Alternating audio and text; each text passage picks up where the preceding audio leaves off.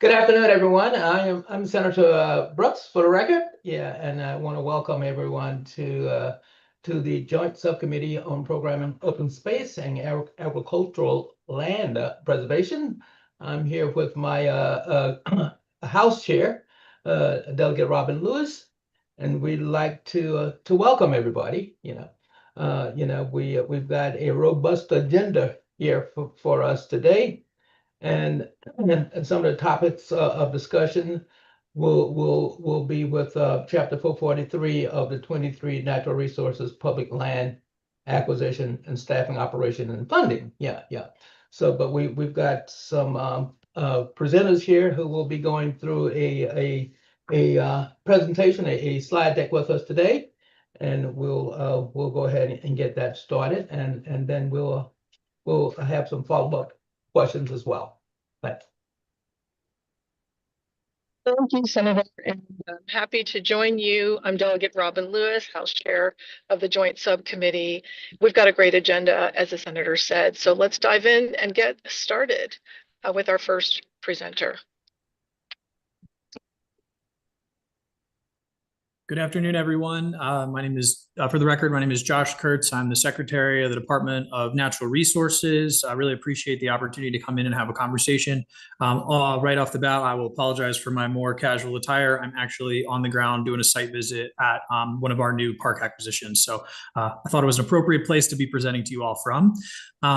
Who is controlling the slides? Should I just say advance or Andrew? Thank you, Andrew. If you could please go to the next slide. And so there is a lot we wanted to talk through today, several pieces of legislation that impact land acquisition and land management. So we'll give you some updates on those. We'll talk through program open space in kind of an overview and also talk about some of the budget impacts we're seeing. And then we'll wrap up with a conversation about climate resilience and the updated Chesapeake Bay Agreement, which has some really important land conservation goals embedded in that. Next slide, please. Next slide, please. Yep. All right, so the first one is the bill passed last year, and I want to thank everybody on this committee for their partnership and conversation around this one. It's HB 717. This is a really important bill for us as it pertains to continuing operation of our Park Service and giving us a little bit more flexibility with some of our capital funds if certain thresholds are met to be able to backfill if we have any operating deficiencies. And then a really big piece of this, and I think the thing we're most excited about at the department, is that this legislation creates the statutory authority for our agency to work with a foundation, to stand up a private fundraising foundation. And we modeled this off of several different other parks foundations. National Park Foundation is really one of the big ones, but several other states have similar kind of akin functions. And we also have in state government here in Maryland some other areas like the university systems that have their own foundations. And so while this goes into effect October 1st, we've already started working on the foundation piece. We've engaged the Office of the Attorney General to understand really the best mechanism and the best structure so that we are compliant with ethics rules and so that it serves the department and the state best. And I think one really important piece of that foundation is that's not to supplant existing funding, but it's to supplement. It's to allow us to do better and more robust programming and really, I think, continue to open up our public lands in new and innovative ways, which will directly impact in a positive way our budget if we do this successfully. Next slide, please. All right, another bill that I wanted to talk about or piece of legislation is the Tree Solutions Now Act. And as everyone knows, this is a piece of legislation from 2021. Is really exciting, right? This was a climate, clean water, a clean air response, really leaning into tree plantings. We're very proud of the accomplishments we've met to date. And I just wanted to start, I think last year we presented to you all and we talked about how we focus so much on infrastructure, on human infrastructure, and really making sure that we were building a pipeline of projects so that we could start really upping the speed at which we're planting. And we've been able to do that over this past year. We're over a million trees planted at this time, and that's by the end of 2024. And so to give you an update on where we are since then, we've planted at the Department of Natural Resources 294,246 trees across 693 acres. So that is what we have done at the department this calendar year in FY25. And that does not include some of the grants and other private fundings that the department is not involved in. to date, where the Department of Natural Resources is responsible for roughly 70% of the tree plantings that count towards our goal of 5 million. And we're feeling very confident that we're well on the way to meeting that goal by 2031. Next slide, please. The next is the Maryland the Beautiful Act. And I think, what you see on the left here is actually coverage that we got in the New York Times. They highlighted 50 states and one of the most impactful things that they did for the environment and for climate. And for Maryland, they selected our 30% goal and actually meeting that goal. We're way ahead of schedule on that. Over 1.85 million acres acquired, put into easement. And really that is a testament to the work at the Department of Agriculture, Department of Planning, Department of Natural Resources, getting out there, working with landowners, working with our local government. So we're really excited about meeting that goal. We're going to continue to work towards that 40% goal.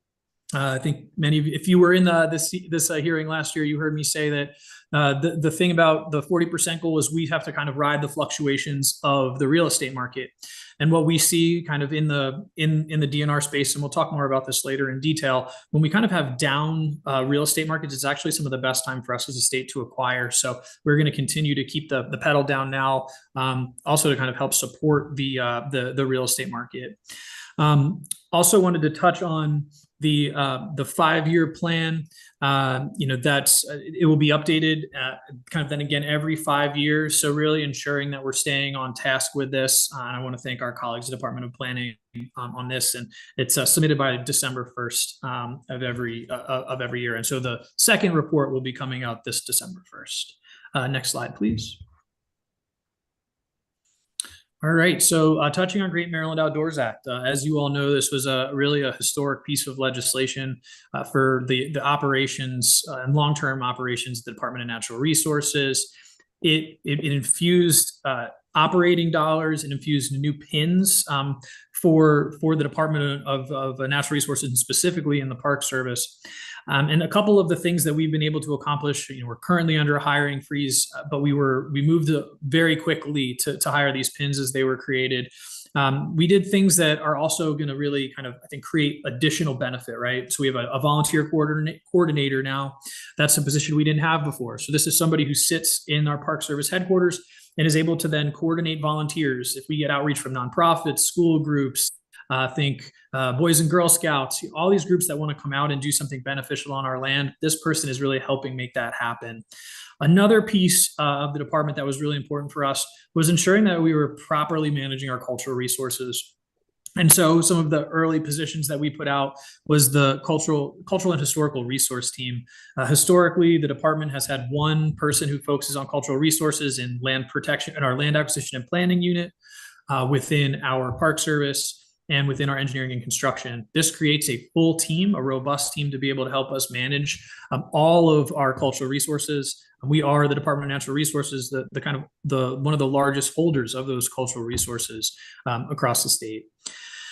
The comprehensive long-range strategic plan, that's something that I think we're really excited about to have aligned with the long-term land acquisition plan. And so historically, we had done those two things separately. We planned for how we were going to manage our parks over a 5-year period, and we planned for how we were going to think about and acquire land. But there was a disconnect in timing. So we have realigned that, and it's going to be completed by the end of this year.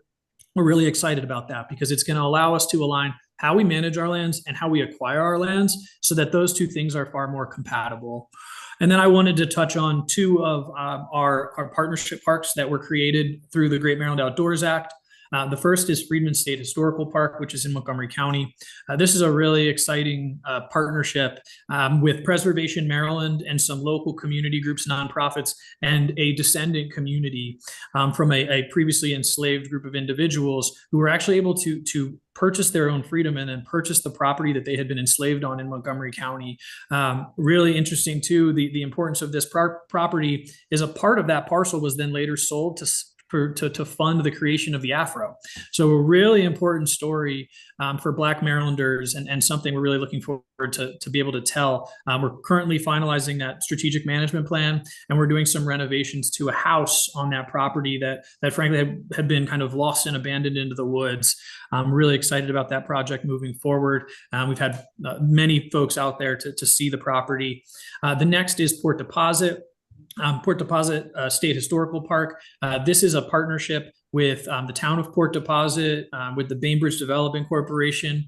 And so what we're looking to do in Cecil County. And so what we're looking to do is work with them to develop an area that has had many purposes over the years. It was the Naval Academy Prep School. It was a local community school and a community up there, the Snow Hill community that has kind of been lost. We've been able to kind of unearth through archaeology. We're continuing to work on that property, ensuring that as we acquire that, we're still able to support the development corporation up there and working on developing a stronger partnership with Deposit, because many of the stories of the town and the stories of that park are directly intertwined. So we continue to move forward on both of those. I think going to be incredible resources for the people of Maryland. The next slide, please. Another bill I wanted to provide an update on is the Gwynn Falls bill. And so this created a stakeholder advisory committee and a work group to really look at a partnership park between Baltimore City, Department of Natural Resources, to create a state park or state park entity within Gwynn Falls Leakin Park. For those that are not familiar with Gwynn Falls, it's about 1,200 acres. It's the largest urban wildlife refuge in the country. And it is incredibly rich in terms of opportunities for recreation, biodiversity. And so what this piece of legislation did was it created the opportunity to develop a partnership park. And this is the same process we went through with Port Deposit and with Freedman's. And with our first partnership park, which I did mention in the last slide, which is the Harriet Tubman Underground Railroad State and National Park. So going back to last year, we've had meetings with the advisory committee. And then as we developed what we needed to figure out and learn and understand in partnership with Baltimore City Parks and Rec and the advisory committee, we created a focus groups. And so basically this was our opportunity to have big public meetings, get feedback on what people wanted to see, what people were concerned about, where they see opportunity for the state to play a larger role in managing and running that property. A bit later this year, I guess a couple less than 2 weeks, we'll be having an on-the-ground full-day field trip out there with the advisory committee, where we'll walk through. There were 8 specific things we were tasked with evaluating related to the park. We'll be walking through each one of those, getting presentations from our teams. I think this has been a really robust experience for our team and working really closely with Baltimore City Parks and Rec. And I think what we're really starting to hone in on is and frankly, a wide range of options for what this partnership park could look like. And I think that's one of the real strengths of the partnership park approach, is you can have everything from the state owns and operates and runs something to the state plays a training role, plays a programming role, plays a grant making role, right? And kind of everything in between. And so we're working hard to ensure that wherever we land in that spectrum, it's going to do the most for the communities that directly surround Leakin Park, Gwynn Falls, and then also really helps bring more visitorship to that area. Next slide, please. Oh, and the report will be coming to you all on December 1st of this year. All right, next slide. Okay, now we're going to transition into just some programmatic updates about program open space stateside. And so when we look at our stateside balance right now, it's $120 million. And while that looks like a very large number, this really is directly related to how the real estate market works. We had some incredibly large years of transfer tax, significant overattainment that really built this balance up. When we operate this program successfully, we do operate it with a balance. And so you probably wonder, why is that? It's because that balance is actually our pipeline. What we find is that only about 50% of our deals get done, and we're shooting to do about $40 million every year, which we hit this past year in acquisition and in easement purchases. And so by having an $80 million and above pipeline, it allows us to ensure that if the 50% mark is going to be roughly around $40 million. The other reason this is important is because when we have difficult financial times, and we'll talk about this a little bit more, it gives us some flexibility with those capital dollars to backfill operating budgets. We are very proud of this past year, the second, I think, most effective year for us since 1969 when the program was created, exceeded our acreage goals, which are managing for results goals. And we're able to hit that $40 million number, which really is the goal when we think about our pipeline. Next slide, please. The next is Program Open Space Local. This is managed and administered by the department, but really it flows through to our localities. And as you see, another large fund balance there. Again, directly related to that overattainment that we saw for a couple of years when the real estate market was incredibly hot. And so what this money is used for is this is used for updating ballparks and playgrounds and trails and fields. It's also used for purchasing and acquiring land for our counties and local governments. And so this program is incredibly successful and I think incredibly popular. You know, I'm sure many of the communities that you live in and you spend time in, you see signs that say Program Open Space Project. Many times those are Program Space local dollars, and something that we have we have a very good partnership with the localities on. And what we do see too is some of them have built up rather substantial fund balances, which again buffer us in times where we have a down real estate market or other financial or budgetary issues. So healthy balance, but one that we are spending down quickly, just like the state balance. Next slide, please.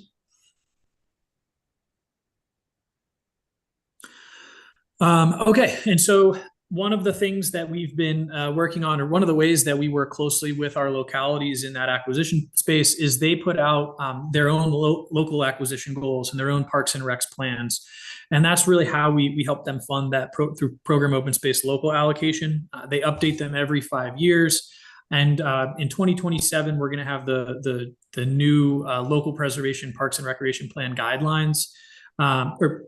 The guidelines were released by DNR and MDP for the plans that we'll be doing in 2027.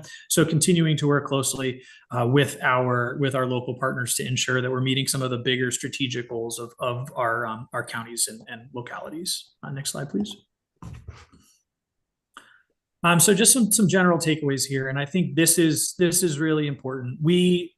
We're in a time of very hot real estate market. What does that mean for the state? We're bringing in a significant amount of dollars for acquisition and for protection. And it's also hard for us to be able to acquire when the real estate market is hot, right? Private market, buying above market value. We go through a very, I think, rigid, rightfully so, evaluation process. We get a couple of different appraisals, and we make sure that we're not paying over market value for these properties. So when it's a hot real estate market, it's hard to compete in the private space. So we tend to build up a larger balance like you see here, especially when it's as significantly hot as it was. Now, since we've seen that market cool off, we've been able to do a lot more deals, and we expect to be able to do that over the next couple of years, and to really continue to carry on to the mission of 40%. And again, just a reminder, the pipeline, the acquisition, the offers that we are making out to private landowners, only about 50% of those get to sale. So we have to have that healthy fund balance just in case maybe one year we hit 100%, who knows? Probably not, but if anybody could do it, it's our Director of Land Acquisition and Planning, but that's really to ensure that we're able to have a healthy pipeline and meet the goals. Next slide, please. So I did want to talk through a couple things in terms of budget impact. So the first, there are a couple federal programs that we bring in, not significant dollars, but a decent amount of money from the federal government in the kind of range of 8 to 10 million a year from LWCF, or the Land and Water Conservation Fund. And that's to do land acquisition, just like Program Open Space. The other part of that is the READY and Environmental Protection Integration Funds. That's actually through the Department of Defense. And that's an easement program that we work closely with the department to protect critical flyways, critical areas for infrastructure for our military. Obviously, it's so important for us here in Maryland with so many installations. And so we are continuing to see those funds flow and approved and budgeted. So that has been successful. Obviously, we've been having challenges and budget shortfalls here within the state, and we have been able to lean into our capital dollars through the BRFA, which again, we have the healthy fund balances to make sure that we can balance our operating budget while still meeting our acquisition goals as are statutorily mandated. And what you'll see here is that we are going to be, as we put forward last year, looking at reductions over the next 4 years. Again, another reason why we need to have a healthy fund balance is if we're seeing less revenue come in and having a weaker real estate market, we will not be able to rebuild that fund as quickly. So having that buffer is important. And also want to highlight too, the Rural Legacy Program is one that's very, very popular and important in the agricultural space. keeping farms as farms is incredibly important for profitability, but it's also a really impactful way to maintain better water quality and carbon sequestration. And so we work closely with the Department of Ag and our local sponsors. This is a pretty unique program. It's kind of grassroots. So we have local sponsors for each one of our rural legacy areas. They're then going out, they could be nonprofits, soil conservation district, a wide range of partners. They're then going out and they're talking to farmers and they're helping find property owners that would like to enroll in this program. Next slide, please. All right, and then the final piece for me today is the Chesapeake Bay Agreement. And so the Chesapeake Bay Agreement is currently being revised by the Executive Council. The Executive Council consists of the 7 Bay states: New York, Pennsylvania, Delaware, Maryland, West Virginia, Virginia, I guess not states, DC as well, and then the Chesapeake Bay Commission and the Environmental Protection Agency. So we are revising that. The original goal in that agreement was to meet 30% of our land acquisition in the Chesapeake Bay region. And so what we're actually looking at now is kind of continuing to improve on that and actually think qualitatively about that goal. Where are they important to reduce inequities in access to green space? Where are they important for us to be able to build more ADA and ABA accessible facilities? And so really leaning into the qualitative piece, not just the quantitative of more land, but ensuring it's land that meets as many of the goals we have for the state of Maryland and for the Bay region as possible. Next slide, please. And then the last piece is really, how do we think about our land protection leading to greater resilience and greater protection for our communities, especially in coastal areas and in areas impacted by riverine flooding. And there's a couple ways in which we've done that. The first is by appointing a resilient systems officer at the department. This person then works in project development across all of our land units to ensure that we're taking considerations for resilience into account. The other thing that we've done is we've been able to bring in funds through the Climate Pollution Reduction Grant. This was funded by the Environmental Protection Agency. And these projects that we're doing with that are going to be wetlands restoration on the Eastern Shore. They're going to be tree planting and acquisition projects in Western Maryland, really helping us think about landscape scale resilience. We're very excited about that. And then the third thing that we're doing is really thinking about how we lead by example. And so just 2 quick examples. The first is the acquisition of Holly Beach Farm. You are driving over the Bay Bridge from the Eastern Shore to the Western Shore.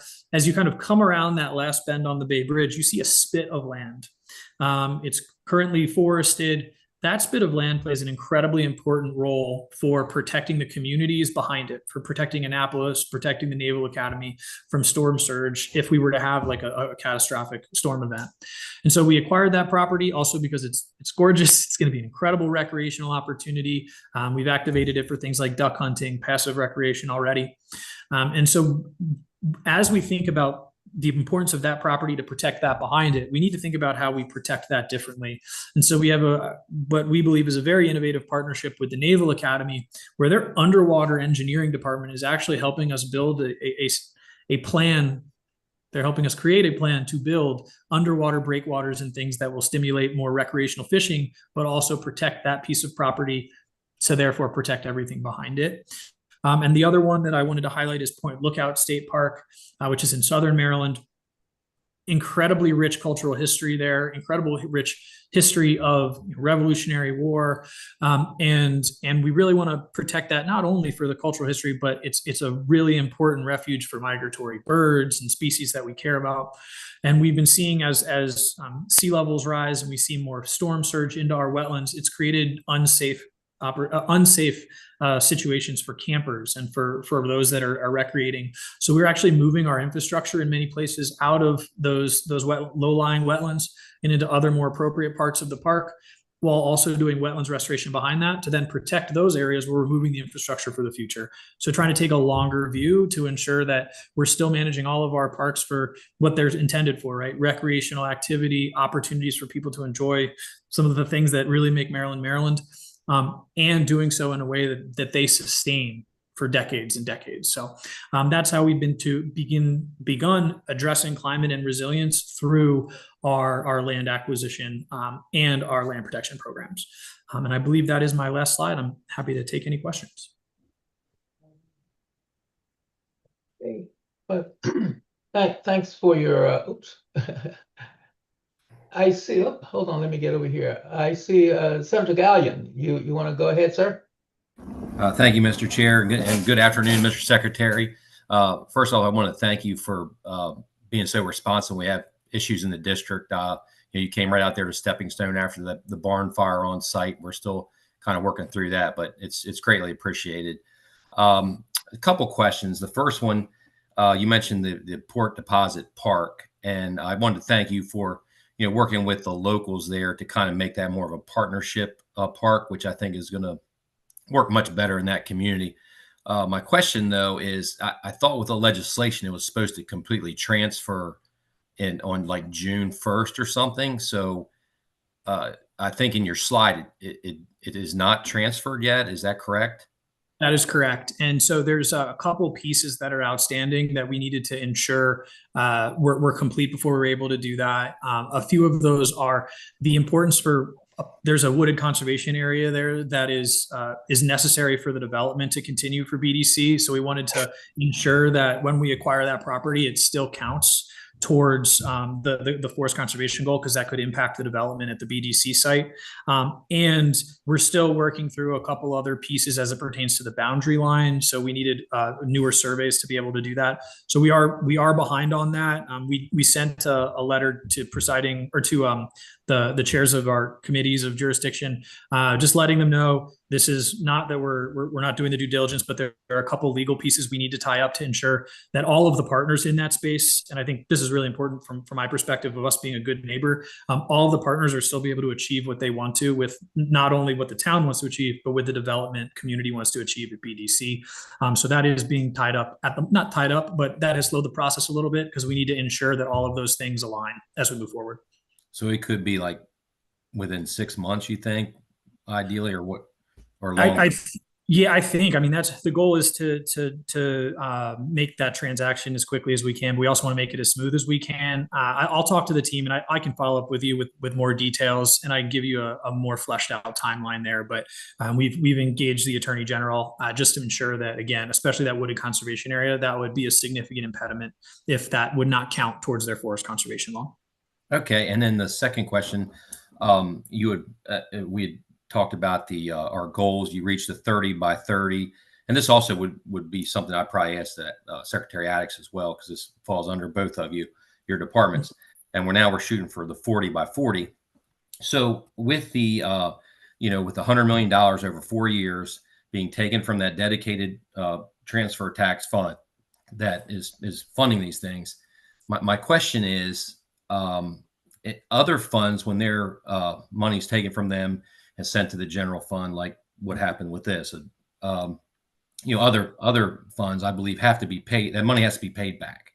So that, say if it was like, I believe like transportation, if you borrowed some for that, it would have to go back.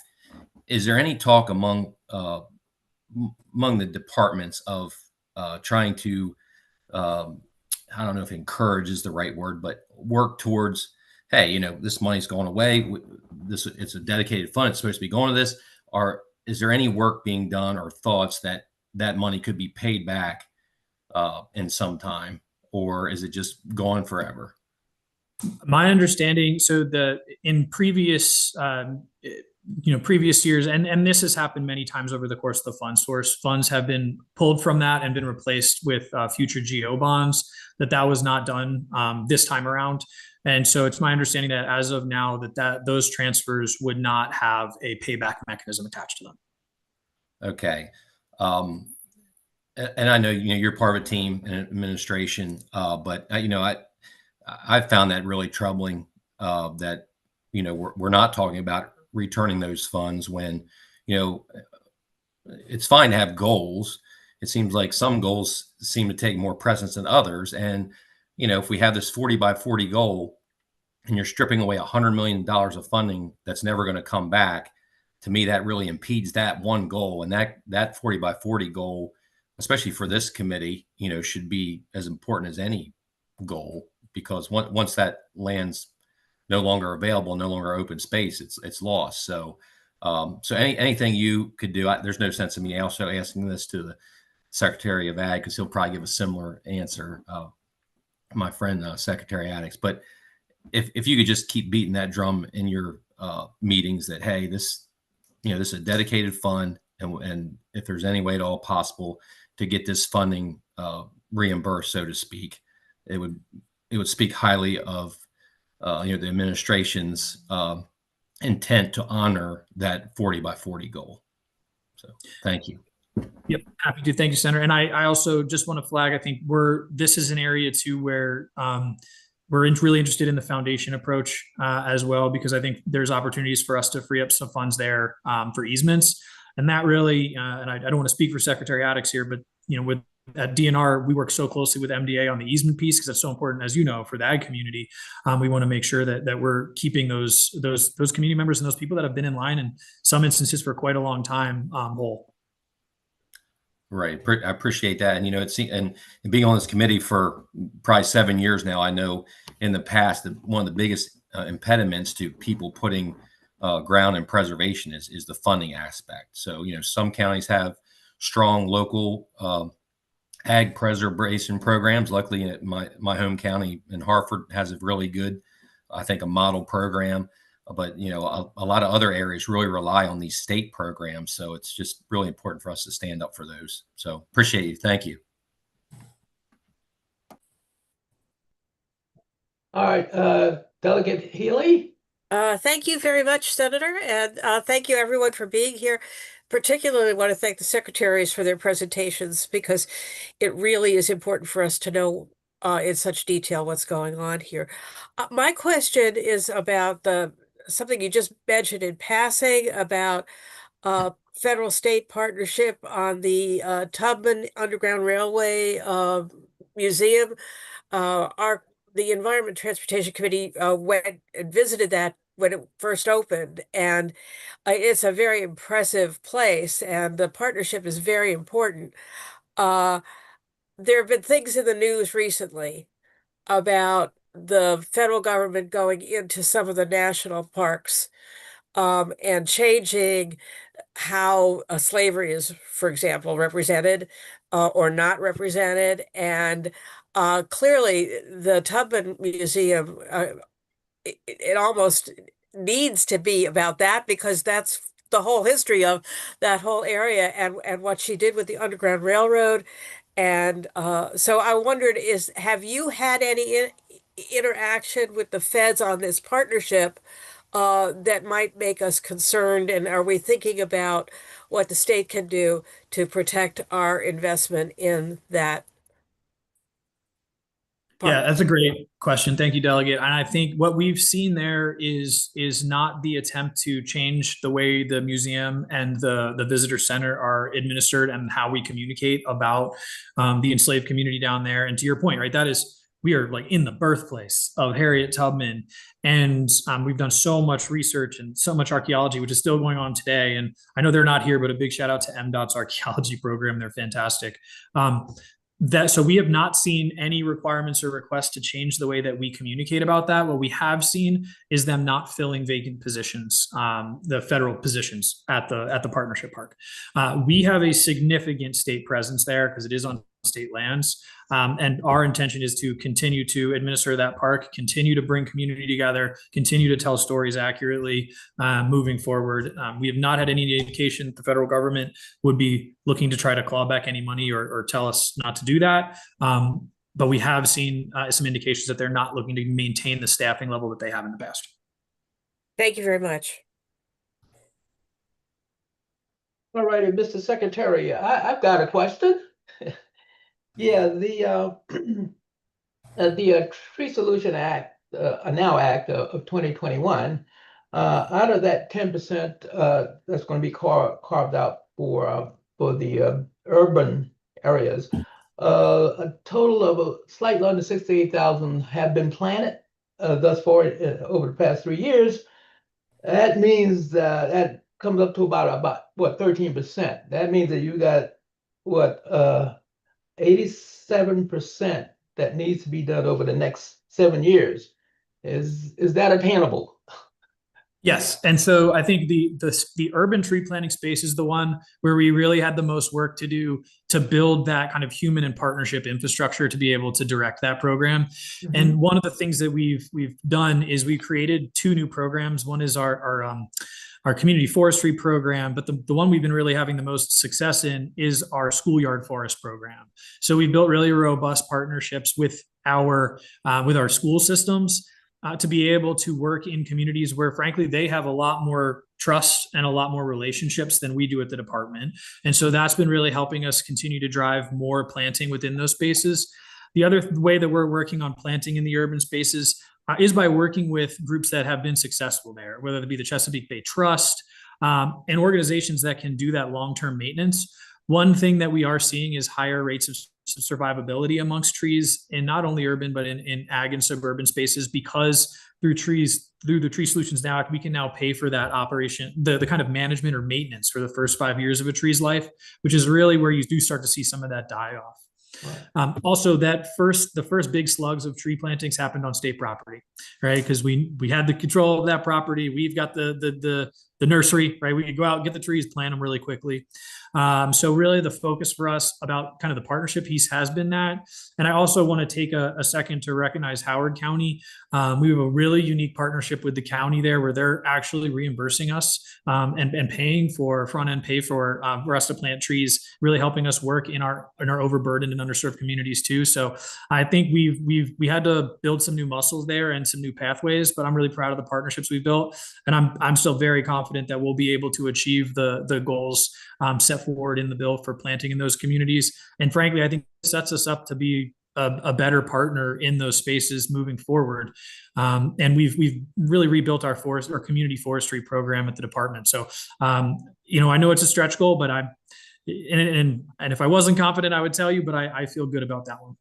Okay, great.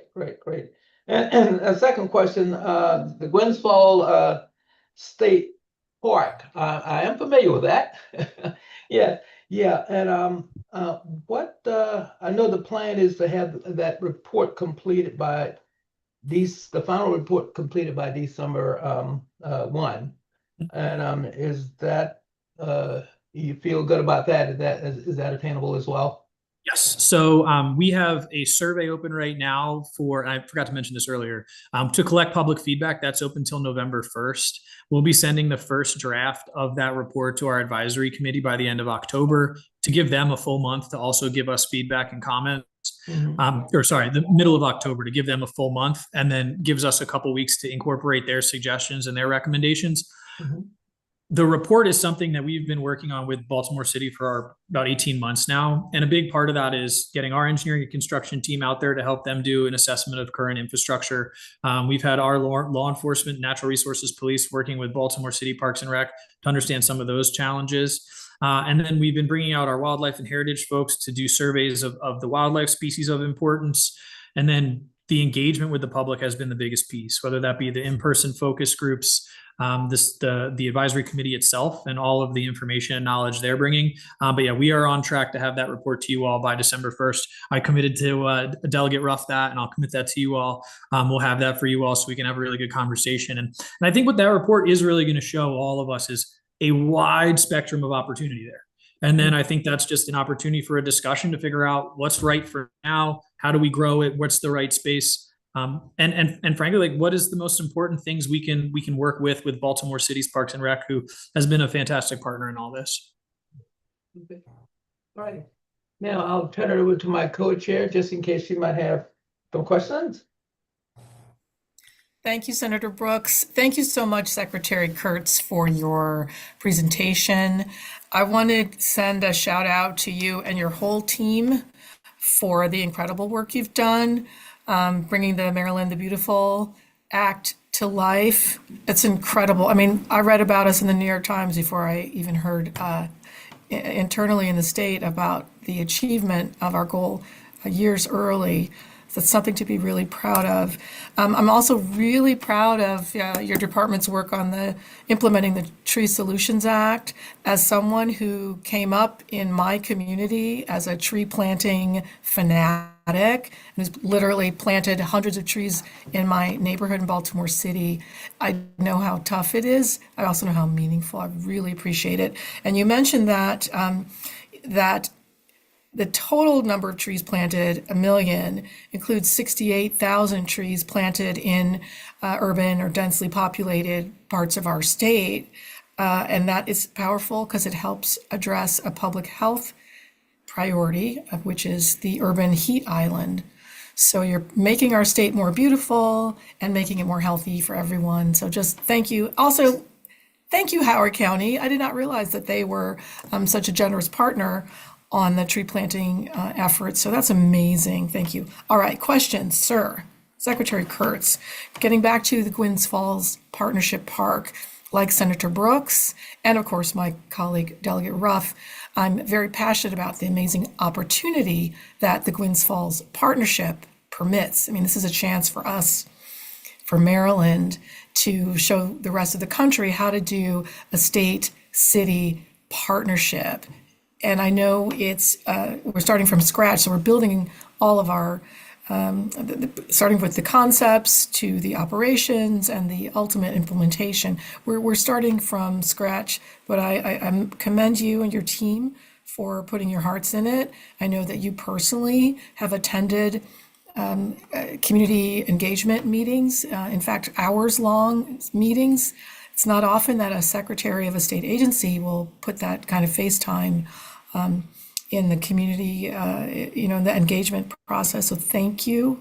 Having spoken with you and other members of your team, I'm reassured about DNR's commitment. So I know we're going to get a great result. I should also commend the City Department of Rec and Parks for their commitment. We're doing something new, but we're going to get it done. With regard to questions, in your view, is there a way for us to strengthen the actual community outreach effort as we roll into the final months of the public survey and public activities? Is there a way you can envision strengthening our community engagement? And is there a way that we as members could support you in that? Yeah, thank you for that question. I think one is helping us promote the survey. I think the more feedback and more input we get, the better the outcome is going to be, the better product is going to be. One of the things that really stuck with me from the focus groups was really hearing the very specific neighborhood challenges surrounding that park. Right? When you have such a huge landmass, what you have going on in one community might be very different than what you have going on in another. And I also think it really highlights some of the great work that Baltimore City Parks and Rec has done. I'm thinking specifically of like Cahill Recreation Center and the investments that they've made there, which is a part of the park. I think that sometimes goes unnoticed. So we want to make sure that we're being really respectful and mindful of all of the work they've done and think about how we do this holistically. So definitely that. And then we would love to have any of you attend the advisory committees or the field trip, which is September 27th. It is a Saturday. Which we wanted to do. So any of the advisory committee members, we wouldn't have any conflicts for folks with work or, potentially help them with childcare. That was one thing we heard when we had originally selected a weekday. So if anybody is interested and would like to come out, learn more about where we are with the project, learn more about the property itself, we would be glad to have you all. Thank you. Well, I will do my best to be there. It's a gorgeous space in Maryland. It belongs to all of us. So we want to do our part to support you in your efforts. Thank you so much, Mr. Secretary. Thank you, Senator. Yes. Mr. Secretary, I do have one additional question. On your slide deck, I think it was number 17, how are the federal climate pollution reduction grant funds that was created by the IRA, or I guess you call that the Inflation Reduction Act, impacted by the current federal action, and in what way is DNR looking to model climate resilience on state-owned properties? Yeah. So I think that's something we've been really following intently. And one of the great things for us with the Climate Pollution Reduction Grant, it's kind of convoluted, but we are actually a sub-awardee of a sub-awardee. So North Carolina actually was the award winner. It was about $400-ish million. They subcontract or sub-awarded that down to different states, MDE being the umbrella for the state of Maryland, and then they subbed to us. the great thing about the climate pollution reduction grant is those were forward funded. So that's not a reimbursable. This isn't the state out here spending money and then going to the federal government for reimbursement. That money was forward funded, which is really unique in the grant space. And so that is one area where we have more confidence that we will be able to keep those dollars. We're also spending them as quickly as possible, in part, because we want to keep them, and we want to demonstrate success. And so we've got a lot of partners involved in that, whether they be the Eastern Shore Land Conservancy, Audubon, the Nature Conservancy, and kind of the environmental space. We've got many local partners who are also doing implementation, local government partners. So we're hoping that the broad, the broad diversity of partners and the fact that it was forward funded, we'll be able to really continue to hold on to those dollars. So we're excited about that. And then how we're modeling climate resilience is in kind of twofold. It's how we do front end planning. So we've rebuilt the planning department within Maryland Park Service. Not the planning department at Department of Planning, but the planning unit within the Maryland Park Service. Don't want to, no confusion there. And those are kind of project site-specific planners, right? So they are people who understand how to build parks. And what we've done is we have this new resilient systems officer, and she sits in on those meetings when they're putting those plans together and helps them identify physical resilience opportunities resilience when it comes to social cohesion, whether that be the languages we're using for our signage, the areas and issues that we have related to transportation, whether that be, culverts flood out makes it impossible for people to park, those kind of issues. So we're really embedding that on the planning front end to try to address resilience moving forward. Because what you really do see, and the social science really bears out, is if you plan for and spend for at the beginning, you save a lot more on the back end. And that's what we're really looking to apply all across the state. And where our properties, and I think a really exciting opportunity for us is rethink how we own a lot of property that is in these riverine environments, right? Gunpowder Falls, Patapsco. Those are areas that will continue to see downstream flooding. So how do we think about creating flood retention, restoring floodplains in our parks and in our public lands so that we're not just pushing all that water downstream, right? And downstream tends to be where our biggest communities are, right? You're talking about Baltimore, Ellicott City, right? These are big population centers. Yep. Yes. So it really is a reimagining, right? It's not just for recreation. It's for safe recreation, and it can play a role in buffering and protecting our downstream communities. So that's a pretty big shift for us. But we've got the internal resources, we've got the partners across state government, and frankly, our university system is one of the best at this. We look at UMCs and their adaptation resilience report card, and the work that they do. So I think we're in a really good place. We're excited about this work, and work we look forward to keep talking about with all of you. All right. Thank you, sir. Do we have any additional questions? If not, Mr. Secretary, I really want to thank you for an awesome presentation. Thank you, sir. Okay, sir. Good. All righty. And now, I guess we'll go ahead and proceed to our next one. Thank you very much. Mr. Chair, Madam Chair, members of the committee, Mr. Gray, thank you very much for the opportunity to present. Always tough going after DNR, but we've got a lot of good things to talk about as well. Mr. Gray, we can jump to the next slide. So first up, and is one of our biggest programs in our department, is land preservation. The Maryland Ag Land Preservation Foundation was the first easement priority program and purchase program in the country. And 1977 it started. And the purpose, you're familiar with the purpose, but it's preserving the most viable ag land and woodland, and it is to keep it quote unquote in the agricultural family. So as you know, Maryland is a highly developable state. We've got huge population centers, and unlike many other states, our agricultural areas very often bump right up to suburbia. There's not a lot of blending in over a course of 10, 15, 20 miles because of the concentration of population. There's such development pressure on our agricultural land that we've had to do something about it. And it was through the legislature's vision that this was created. The 4 basic qualifications for eligibility: size, soils, location, and development rights. So as long as the property fits into our base qualifications, then we go through and prioritize them. Through fiscal 25, 385,000 acres have been preserved. Just over $1 billion have been put toward these easements, a total of 2,881 easements across the state. Next slide, please. So the goal and mission is pretty clear, and we're trying to get the largest sections of contiguous preserved land that we can, and there are reasons for that. First and foremost, it's to preserve the agricultural industry. Secondly, the way to preserve it is to make sure that it stays in concentration.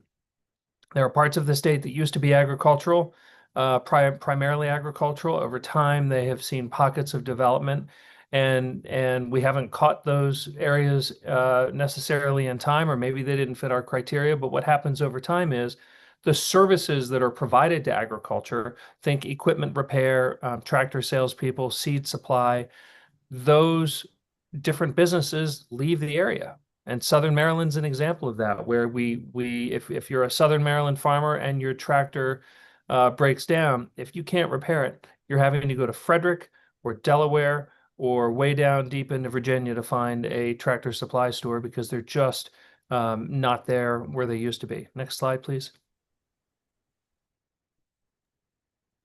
Some budget reductions that had impact on this program and some others.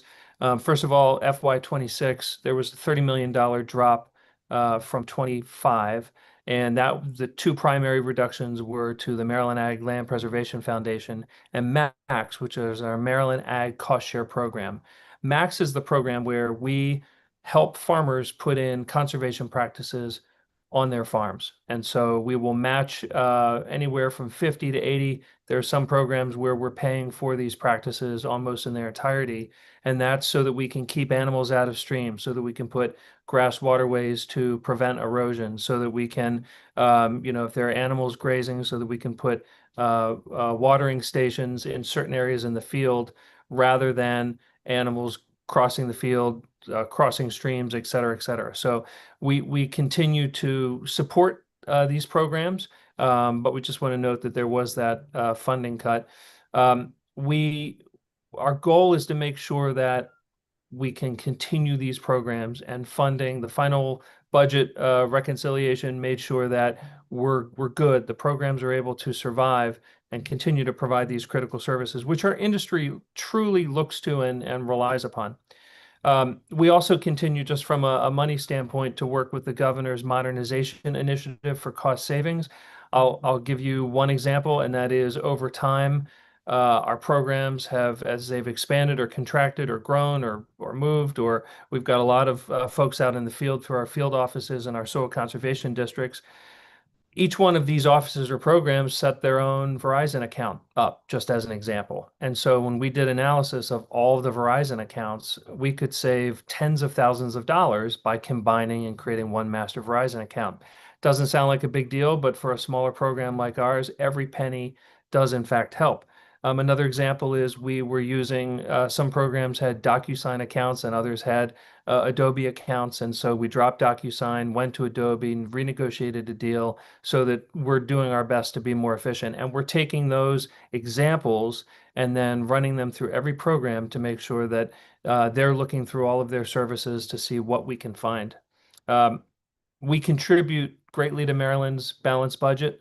Proud to say, sad to say, but there it is, while maintaining key agricultural investments. Because as I noted, just like Secretary Kurtz, we've got a constituency that relies on us, just like you have the parks, and the parks need maintenance, et cetera, et cetera. We've got that with our agriculture community as well. Next slide, please. So federal impacts have definitely come to our department, and we have felt them, and to our industry. So, and I'll explain in a few points why these are important. But first of all, we had a couple of programs that were terminated. The local food promotion program was terminated in March. Our 25 funds were slated to be 4.85 million. What that would have done would allowed Maryland to provide the food banks with money that had a tie that they had to buy local products. And so when you think about that, that was a whole bunch of local food, farm to table type produce that was already, seeds were ordered. Sometimes the seeds were in the ground, these were growing, and $4.8 million worth of purchases for our farmers went away. The big beautiful bill reduced SNAP benefits, lowering spending at food retailers. Why is that important? A lot of our farmers are moving from commodity to growing farm to table crops. Those table crops and those value added crops go into stores, and now there's that many fewer people buying those products. We continue to advocate for local purchasing. We've got a certified local farm and fish program, which requires every state agency that purchases food to ensure that 20% of that food they purchase is from local producers. And so that's local farms, local dairies, and of course local catfish, because that's important to get that out of the bay and onto the table. Some other federal impacts were minimal, but they're out there. The biggest thing with the USDA funds that come down are they encourage food system change. They encourage either the farm to school program, it encourages schools to buy local, or the farm to food bank LFPA program, it encourages food banks to purchase local. When we have those programs coming through, we see farmers diversifying, which enables more profitability, which enables more de facto preservation around the state. Next slide, please. MALF state budget reduction impacts. So we talked about some of the reductions. The 25 BRFA authorized $100 million 4-year reduction for Maryland's 3 main preservation programs, MALF, POS, and Rural Legacy. And MALF's share of this reduction is over half, 52 million. And that 52 million will prevent the over 100 million reduction, I would say broadly for preservation. We'll keep about 20,000 acres potentially out of preservation. As we move, we've done a great job with the 30 by 30 goal. We always need a goal. So we're on to 40 by 40. That's awesome. The big, beautiful, the Maryland Beautiful Act will be impacted by it. And so we just need to keep that in mind. The reduction in funding led MALF to merge 2 fiscal years of funding into a single application cycle, extending the easement acquisition process. I have to commend our team for doing a great job. As Secretary Kurtz says, a lot of this money is tied to real estate, and there is a inverse trend here. When the going is great in the real estate market, it's really expensive for us to preserve land, which is why we like to have those balances so that when the real estate market dips and farmers are getting ready to put their land on the market or looking for another opportunity because times are tough, we've got the money in the bank to preserve the property. Next slide, please.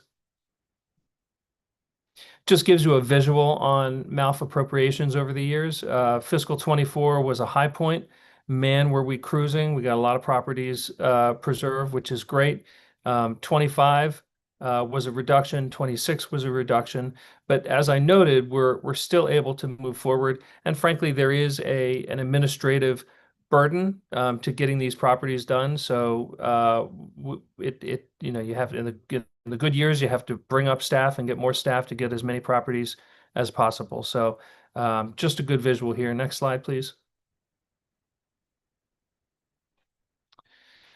And just clearly on the general allotment of funds here. Okay, next slide, please. Okay, Chesapeake Bay Legacy Act. So Ag was very honored to be part of that bill. It was a big bill. As Secretary Kurtz mentioned, it included not just the bay and the waterways, but things that impact and affect the bay.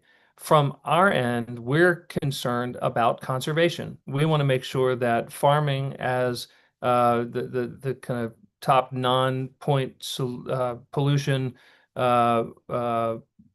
aspect of the Bay program, et cetera, we wanted to make sure that we've got some new tools in our toolbox. One of them is to begin to talk about regenerative practices and traditions. Why is that important? It's the way farming used to be before it was mechanized. It was a lot lower impact. It did not rely on fertilizers. It did not rely on a lot of the things that sometimes modern agriculture relies on. And so we wanted to start having a conversation about regenerative practices. That is now baked into our Healthy Soils program in our department.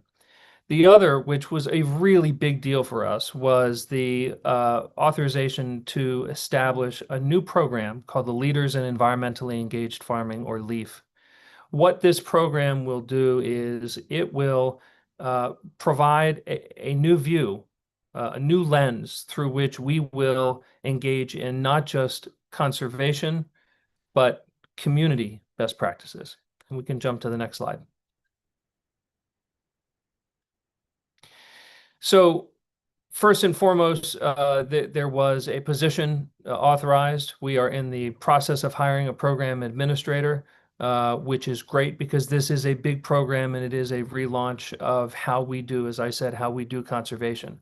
Early program framework is in place. There has been a lot of runway here. So we've had a lot of public feedback, a lot of presentations, not just with the agricultural community, but almost more so with the conservation community, making sure that we have their buy-in and their commitment as we rethink how we do this. We've got a farmer planning session set up for early November where we've asked farmers from each sector to come back to us with a case study using our parameters. This is what we think the LEAF program is going to be. How will you make it work on your farm and for your farm? So we're going to have great discussions with a dairy farmer, a grain farmer, a diversified vegetable producer, et cetera. We're forming an advisory committee as well that will help us finalize the practices for which farmers will receive credit within our program. And as I noted, there's a lot of excitement about the fact that this is not just conservation practices, but we're thinking a little more broadly. Agriculture, I say this a lot, agriculture is a jargon word to a lot of people. They don't understand what it means. When you say farming, more people know what it means. When you say food and food production and we eat, and if you bring someone to a local farm and they go through a corn maze and they see it, or they go to a farm brewery and they taste it, and then you see that the grains are grown over there, there begins to be a connection with the community. There begins to be a better understanding about what farming is. So we will begin assigning points to practices that will help get the word out about farming, that will help bring new farmers in, that will help farmers be even better neighbors. Right, so it will do things that aren't just solely about conservation, but it's also about community. LEAF certified programs as we go through this, or LEAF certified farms, I should say, will begin to have some priority. We're hoping that as you have a long waiting list of farms trying to be preserved through our MOUth program, that if they are LEAF certified and maybe higher LEAF certified, they get priority in the preservation line.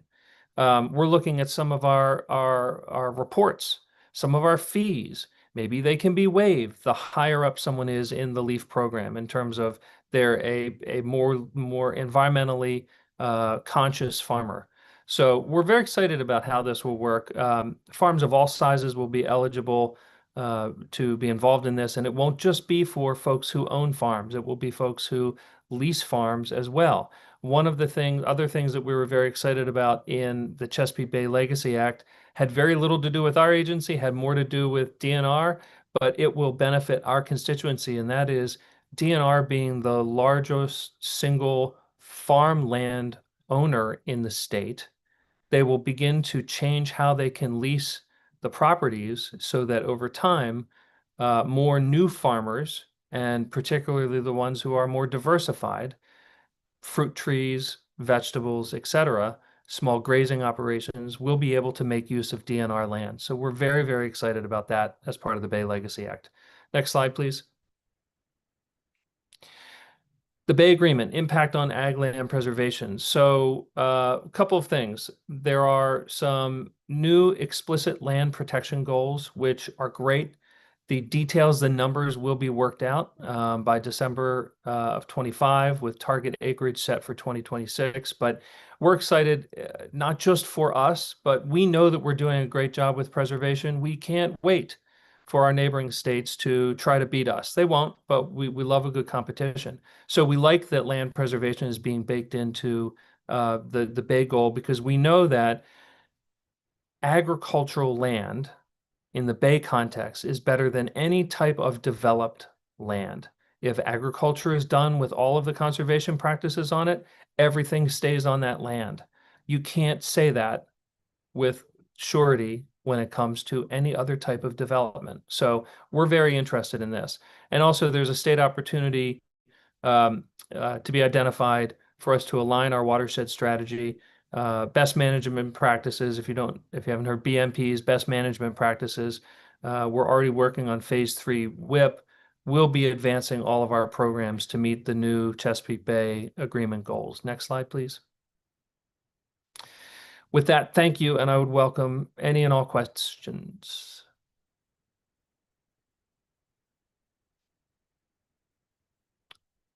I see Senator Gallion with a question. Good afternoon, Mr. Secretary. Afternoon. Just a quick question to follow up on one of your slides. So the cover crop program, is that fully funded? And if so, is it in danger in future years? Right now it's funded. The cover crop is an interesting program. There has been increased demand and intensity of demand for that program. So for those who aren't familiar with cover crop, it is a way for farmers to get some kind of stipend or reimbursement for seed for planting cover crops, because there's tons of science and research that shows that as if a field lays fallow and bare, so it is harvested and then there is nothing planted on it over the winter. As we get snow, as we get potentially torrential rains in the spring, if there's nothing on that land with active roots holding that soil together and some actual covering, as you have with a crop, if you see our farm fields right now, you're not looking at soil, you're looking at vegetation. That vegetation helps keep everything on that farm. The roots help keep the soil and help prevent erosion. When we see farms that are bare, as we see in many other states that don't have vibrant cover crop programs, that's running into our bay. And so yeah, thank you for bringing up cover crop. We're looking for demand to continue increasing, and so we've had to become a little bit creative in terms of how we manage the program each year. It does shape shift a little bit based on the demand that we're feeling. And so we may not be able to do all the things this year that we were able to do last year, but we may try to do stuff differently just to amortize the program out. The goal is to have crops on farms basically year round. And I guess sometimes that depends on the weather and all, whether you can get the crops in by the necessary date and such. So some of that you can't control, but I guess I just wanted to make sure that, we have ample funding for that, because that seems like that's been a really successful program, that you're getting quite the bang for your buck, so to speak, on that. So appreciate the update. Yeah, we do. And thank you. I've got a question for you, Mr. Secretary, and thanks for the presentation. On your slide deck number 35, the sea level rises and then the climate-related events. How are the Maryland Heritage Areas Authority grants going to be used to support sustainability and resilience?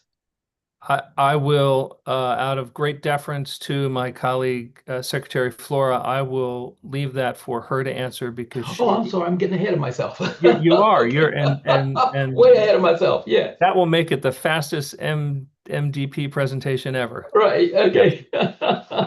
Yeah. Okay. Okay. Well, let me switch to another question then. We're talking about the consequences of the reduction for mouth in the budget, and how do we? I know that I'm sure that's going to create some pressure, because maybe some farmers would want to get rid of land, and what kind of impact would that have on trying to preserve more farmland, you know, and what kind of impact overall would that have? No, I appreciate the question. Thank you. You know, when right now we have more demand than we have funding. So we've got Mhm. more demand from farmers to preserve their land than we have funding necessarily to act upon it. And so what that does is it forces us to prioritize certain properties, certain types of properties in certain locations. And when you look at it, we have concerns statewide. So there are different pressures in different places. There's development pressure, I mentioned that. But there are other pressures as well. You know, there's great pressure right now, given the state's priorities for solar, for example. And so in certain parts of the state, there's more solar pressure per se than there is building a new school pressure or building new subdevelopment pressure. And so just making sure that we have a program that is funded, and not just our program, but other preservation programs, to make sure that when a property owner is in need, and a lot of the farms that come to us, the preservation is what's going to keep that farm. If they do not have some ability to receive some money for the value of that farm, some equity, cashing of the equity through selling off the development rights, the only option is to sell it for development. And so we see that time and time again. So while we would always love more funding, it's imperative to us that we make best use of the funding that we have. And we've got a great staff that is super efficient at getting these projects approved. And it's not just it comes to us and we like it or we don't like it and we prove it. It goes through quite the elaborate process where counties endorse it, and the county preservation board endorses it. Then it comes to the state preservation board. So it's not I applied today and I get an answer next week. It can take a year to go through the process, the analysis, the research on whether or not this is a property that's going to make our priority list. Mhm. And Mrs. Secretary, I'm sure there will be that will translate into environmental impacts, loss of that preserved farmland spaces, it could hurt the natural resource protection, soil health, water quality, forest, wetlands, or either all of the above. Yeah, and especially downstream, because in Ellicott City, both the Howard County side and the Baltimore County side, with all those streams sort of come together, it would have some major impacts there. So, yeah. Yes, I mean that's more of a statement that I can endorse than a question, but it's true. Yeah. When you see Right. any type of development, the first step of development is clearing the land, and silt fences, yes, but in a rain, that river runs brown or orange near me. That's all clay soil. I mean that's just how it works. And so when you're farming and then doing it the best way, which is with cover crops and our conservation practices, then you can actively be producing food and feed and fiber on that farm, keeping it in the family, keeping it agricultural, sequestering a whole bunch of carbon because you've got a lot of green growth throughout the year. And then you're not tilling, and then you're adding cover crop, and then it's, wash, rinse, repeat, doing it over and over again. That is better for that community than development. Okay. That's not to say that we don't need housing. We desperately need housing, but we've got a lot of places that we could redevelop. Right. And so, that gets into planning, which is not my league. I'll defer to Secretary Flora. Okay, thank you. Yeah, all right, Madam Co-Chair. Thank you, Senator. Thank you so much, Secretary Addix, for your presentation and for the good work that you and your team continue to do. I think, if I may, just acknowledge that there's a level of grief that goes with cutting agency budgets, and it's painful to be in the position we're in, where at both the state level and at the federal level, there's a retrenchment in resources for your agency and for our farmers and for our people. And I just want to acknowledge that there is we're all experiencing a little bit of grief about that. At the same time, I think it's equally important to acknowledge the, can-do spirit and the, commitment that you and your team have demonstrated and trying to make the best of the resources you have, protecting critical services for our farmers and our agricultural communities and our whole state. Agriculture is such an important part of our economy in Maryland. And folks who are still working the land, the number of farmers is shrinking, but the amount they produce is way beyond their numbers. It's so important. And their role in conserving and protecting our land is so important. I just really appreciate you and your team doing more with less. I also, last little point, I want to commit to, as soon as we can, restoring those cuts. I know it's above my wheelhouse, but we got to keep us going. Okay, thank you for your indulgence, Mr. Chair. I did want to highlight something that Secretary Addicks referred to, and that was the impact of the big bill that has, the cuts are affecting our ability to deliver supplemental nutrition benefits, SNAP benefits. Those federal cuts are affecting our ability to remove those nasty invasive catfish. Delicious, nasty, invasive. Those deliciously but yeah. So I think that's important to recognize. I just wondered if you can envision how we might overcome those retrenchments. Like if we cutting nutritional benefits has a public health impact long term on our kids and our seniors too, all of us. So, how do you see us addressing that? Well, I see us having to be creative, and thank you for your prior comments. I mean, we not only do we have to do more and better with less, and we get that. And this has been, I would never recommend a budget cut. However, it does help us to be more efficient, and it forces us to look at ways to better our programs to get, as I just said, more for less, become more efficient.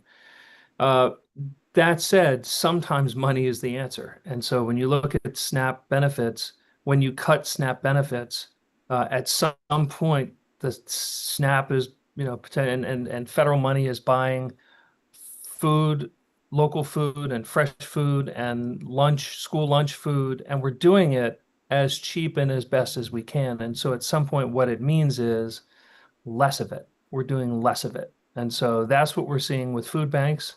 Less local food is going through food banks. And why is that important? I mean, it's great for the economy to have local food be grown and then sold in through the local food bank and donated, or through schools and to kids. It's great for the economy. It's great for preserving land. If farms were more profitable, we would not need land preservation. But because farms are always on that edge, and there's weather and there's development and pressures, that's where you need to have those types of programs. But also, we know that local food is healthier food, not because we're magic and we grow it differently, but the lettuce and the broccoli and the meat that is being served in your average non-local school lunch is 3-5 months old. That lettuce, if it's fresh lettuce, could still be a month and a half old. And every day that lettuce is off the field and in a refrigerator, on a truck, rumbling from Arizona, on a train all the way over here to be in a school or a grocery store, it's losing nutrients. And so local broccoli grown, picked, harvested on Friday and picked up at the farmer's market on Saturday, I know it because I do it every Sunday morning under the JFX, hundreds of % more nutritious and beneficial. And so we've actually been in conversations with Department of Health about a food as medicine program that they're considering standing up, where it's essentially a prescription diet. And it's not real fancy. It's what you would get if you joined a CSA at a local farm and you had a food box every week. It would be local protein, local vegetables, local eggs, and all of those are they just inevitably will be fresher because of the proximity. So we're excited to be thinking differently and thinking a little bit outside of our box, engaging with MDH, engaging with Department of Human Services and Secretary Lopez about the food programs, summer bucks and other things that run through sunbucks, excuse me, that run through his agency.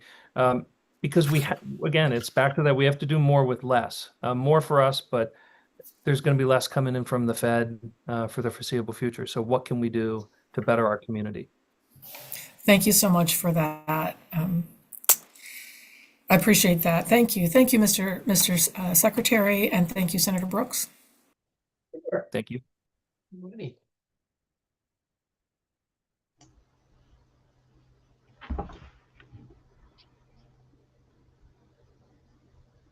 Okay, then I guess we will move on to our next presenter. I guess that's me, ready to go. Thank you all. Okay. Thank you, Senator. Rebecca Flora, Secretary of the Maryland Department of Planning. Thank you all for being here today and allow us the opportunity to talk about these important issues. I really want to build on my colleagues, Secretary Kurtz and Secretary Addix, with what our role is in all of this. And I'd like to set the stage. You've heard the numbers. Our agency tracks a lot of that. We're very involved, obviously, in a partnership. But there's a couple of key things that I heard through the last almost hour and a half of themes that I think where our agency really does come in is a lot around this issue of, okay, we are making budget cuts. Everybody's being efficient. We're finding that, crisis drives innovation. But let's not forget the need to grow the economy. And that's where I think we really get into the issues of how are we doing better in terms of previously developed lands and the lands that we should be developing and growing the economy on, in addition, of course, to the fact that our agricultural economy is a very large one in and of itself.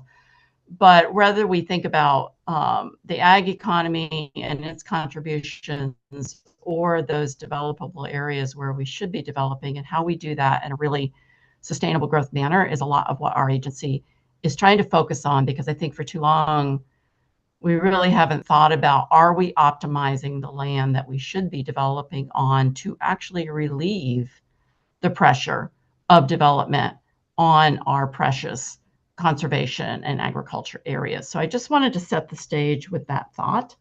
And then I'll take you into responding to some of the questions that you asked and hope we can have a little bit of a dialogue around this, what I think of the other side of the coin when we think about these really important issues that we're all trying to focus on. So the numbers, you've seen them. Keep in mind that the preservation of agriculture land is a subset of the overall 30 by 30 and 40 by 40 goals. And we're doing great. That's the good news. And we're on target. We're doing great. How do we keep that up is the challenge. And I think it's going to take, one, the partnerships you're hearing today, because the agencies, another way of looking at efficiencies are the partnerships that we currently have in place amongst the agencies and looking for efficiencies. So for example, DNR, MDA, both partner with planning because we provide a lot of the data, the analysis, the geospatial mapping, and we're pretty engaged in the programs themselves. And so that's a way to optimize resources, to partnership, and to really have a full systems approach in how we look at these opportunities and challenges that we're facing. Next slide, Andrew. So the question was around federal and state impacts. Thank you for asking. Of course there's impacts and we're doing our best. I would say the biggest thing is that for our agency, we were already a very lean agency that had endured a lot of cuts through the last administration. So proportionally, when you look at agencies, even one pin is a big deal for us. And in this case, not only are we experiencing, as a result of really state budget cuts in this case, around the tax credit program, but we've lost a pin. I'm trying to retain it to that. We're being very creative in our own budgeting, and looking for ways to, prioritize our programs. But it's a hit. It means that we focus on what we're statutorily required to do first, what we're mandated to do. I will be quite honest. We all need to look at those mandates, and we need to determine, are the mandates in need of prioritization? And all the agencies are doing that.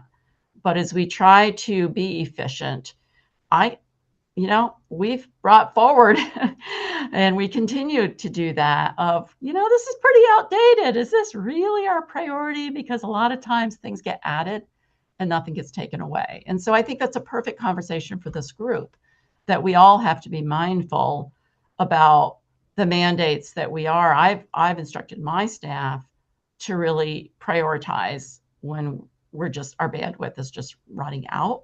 And I think that goes across the board, because in the case of this pin that I'm, rethinking, or happen to, kind of restructure, it is hitting all of these programs that you see in front of you.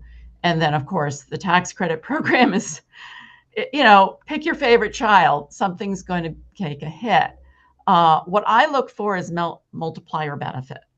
How we invest in items that have, and I think we all do, but really the multiple benefits, to the extent that we can reuse existing places, existing land, existing buildings, and have adaptive reuse. And those are more expensive sometimes, because you're trying to do adaptive reuse and you're doing it in an existing community, rather than just going out and developing in an open plot of land. Nobody's going to be in your way. You just go develop it, a new construction.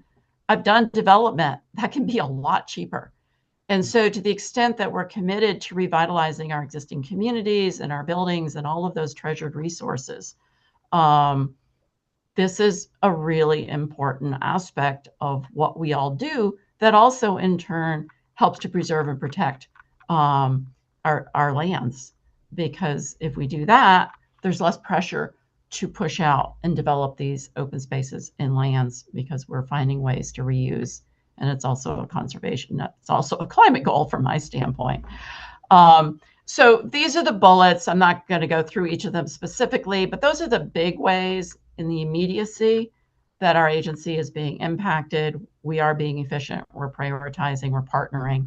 We're doing all of the above, finding creative ways to look at the programs. But I think this is an all hands on deck effort that we're all into. And I just feel that the biggest offensive at this point is grow the economy, and grow the economy in a sustainable growth manner where we should be growing. And so to me, that's a lot of how we get these monies back and do these programs at the level we'd all love to be doing them. So next slide is climate. This is a really, this is critical. Think about it from a land use standpoint. When places centuries ago were developed, they were often developed on water systems, because those were transportation systems. That's where a lot of development has occurred. That's where a lot of our cultural, archaeological resources are around those systems. Those are the systems that are now flooding or being, continue to be developed, sometimes in inappropriate ways.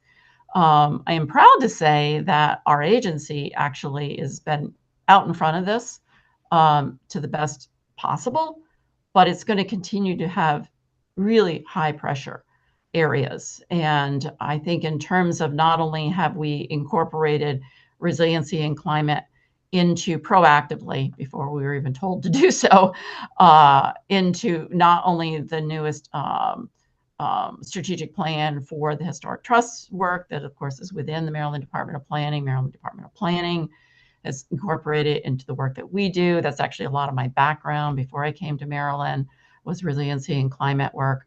And then we've recently incorporated it into the Maryland Heritage Area's newly completed strategic plan. What I'd like to emphasize in this is that it's integration. You can't do these things separately as a siloed activity. When we think about climate adaptation, climate mitigation, resiliency planning, they all aspects of that has to be fully integrated into how we think about not only land use planning and development and growth policy, but also how we think about reinvestment in communities and what are we doing to, and there are a lot of tools and ways to do that.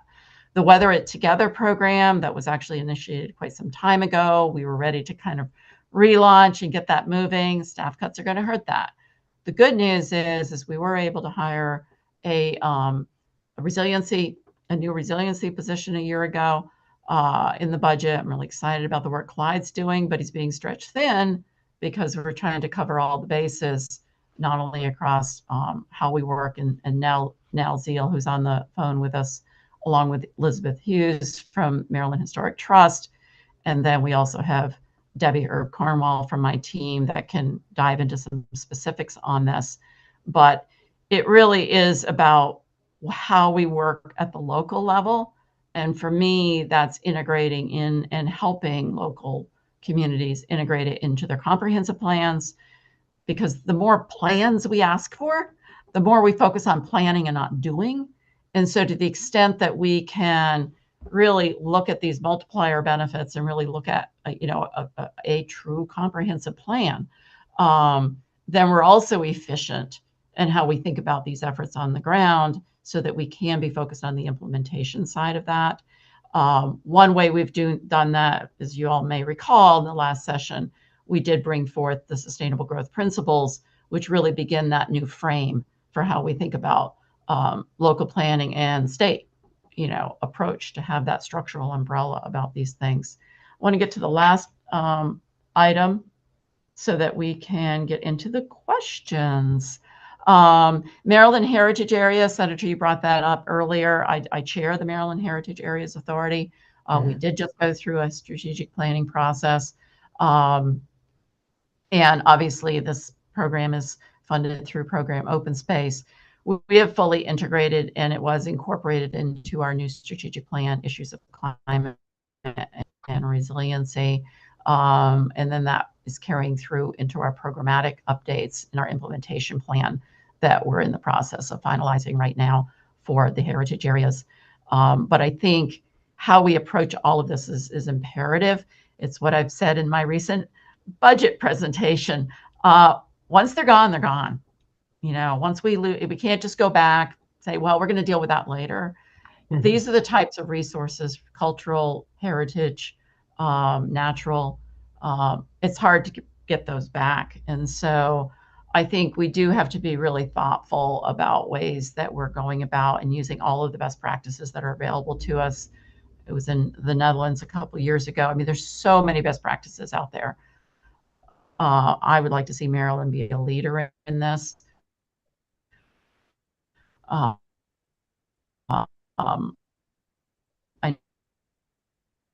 know Mayor Buckley and many others, and several others in this regard. This is imperative. It can happen and be adopted, and we have to be out in front of these types of issues, I think, or we will lose some very valued treasures and resources. The other thing I want to bring up on this aspect, just put a little note there, is saltwater intrusion. When we think about our land areas and what we're conserving and our progress, we unfortunately have to think about net also, because as we look at saltwater intrusion impacts and the amount that's really looking at our total available acreage and how we're approaching land use from that standpoint, rather than regenerative, whether it be from a marshland standpoint or how much we're losing, we're going to have to really keep an eye on those types of issues. I will stop there because this is I could share lots of thoughts and love to have the time for a conversation, and I see hands up already. So thank you all. Okay, Delegate Healy? Thank you, Senator, and thank you, Madam Secretary. Uh, I really appreciate your presentation. I wanted to ask a couple of like kind of very, overarching questions about how your department interacts with other groups. First of all, because of where I live, I'm going to ask about how you work with the Maryland National Capital Park and Planning Commission, because they really deal with almost a third of the state. And I wondered are they how are they integrated with you? Do they operate separately or with you? Do you set the policy? Do they set the policy? Can you just address that, please? Thank you for that question. That we consider them to be a local planning agency, even though they are basically a very large region. And so for their region, in terms of policy on the ground, local policy, they set that with the other local counties and jurisdictions within that regional area. And that is really the case across the state of Maryland. I would say, collaborate.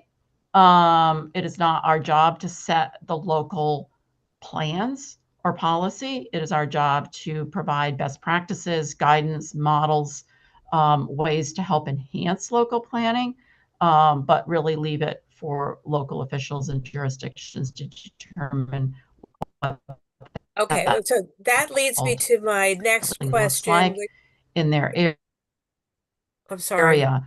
I will also add that what we've instituted the last 2 years is our regional You roundtables. seem to be, I'm not sure whether I'm Go ahead. disappearing or you are freezing or I'm freezing, but I'm not hearing everything you're saying.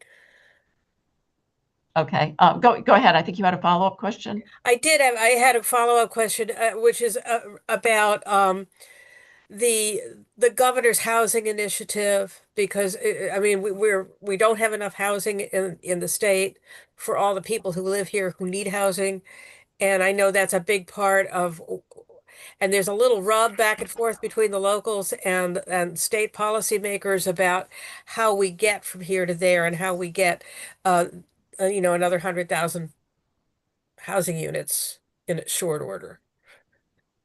So that's one question. And the last question, which you can also think about and answer as you see fit, which is the other issue that we hear on the Environment Transportation Committee quite often is about the issues of um, solar on agriculture land. And I know it's not the Department of Agriculture so much as it is a question of land use.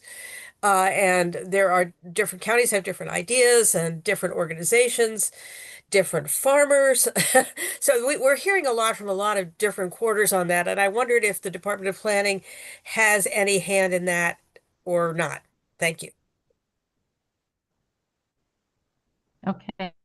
Thank you, Delegate. Can you hear me okay? If you can, I'll turn off my camera. I can hear you okay. Your camera, oh, there you go. Okay, go ahead.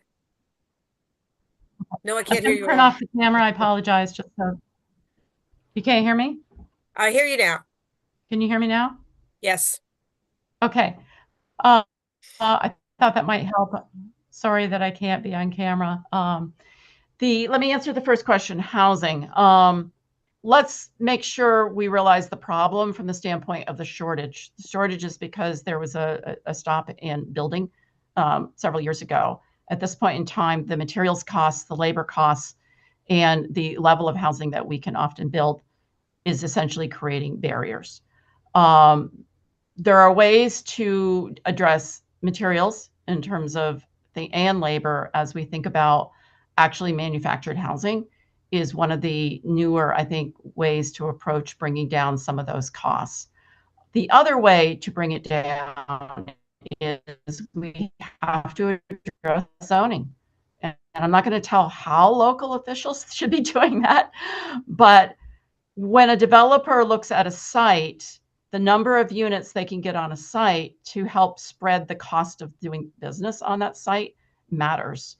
And if the cost is too high, then we will only be building high-end housing. And so as you look at the pro forma and the model, something's got to give. And I think part of it is having a really strong dialogue around local zoning policies and practices. Where Maryland Department of Planning tries to play a role is once again through these model ordinances and approaches through our sustainable growth principles. How can we do a better job of essentially optimizing the land that we do have available for development? Are we using it to its highest and best use? Can we consider mixed use development, adaptive reuse? There are so many ways to address the housing issue, and my concern is to address it in a way that it doesn't create added pressure on our preservation and conservation areas. But in the end, that will be policy that really has to be entered into. Best that we can do at the Maryland Department of Planning is provide good practice, best practices and models for others. The second part of your question in terms of solar, we are very engaged from the standpoint of policy has been passed. And that is something now that we have to help everyone implement. From a local planning standpoint, this has been the #1 question we have received when we did our regional roundtables this year. And the best way that we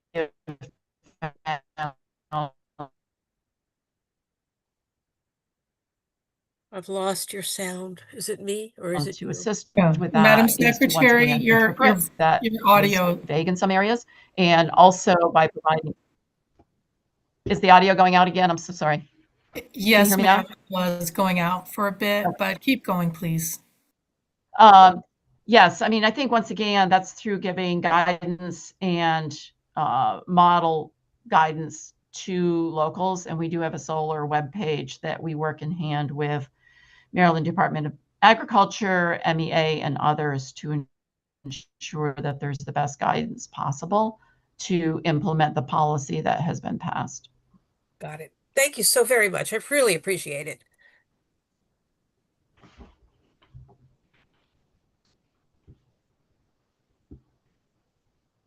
Okay, Madam Secretary, thank you very much for an awesome presentation. Quick question on your page 34, that Weather It Together program. What is that? And then and what are the program's funding needs, and what avenues are available to obtain such funding? Yes, Senator. I would love to call upon Director Hughes to actually address that question, and perhaps her connectivity will be better than mine to address it well for you. Okay.